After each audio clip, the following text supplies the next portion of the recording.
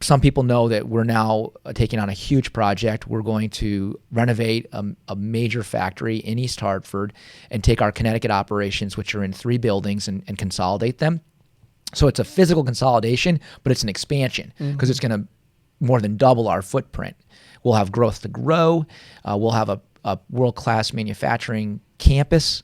I mean, that sounds kind of funny saying that. World-class is overused, but how else are you going to describe a modern factory with all the latest technology, the opportunity to be able to lay out your equipment in a more cellular fashion to create a better workflow?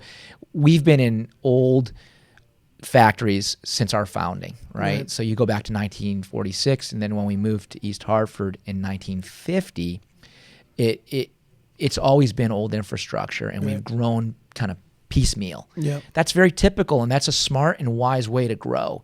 And we don't have the ability to go just build a greenfield warehouse or factory in the middle of the Windsor tobacco fields, right? Like Amazon or some of those firms.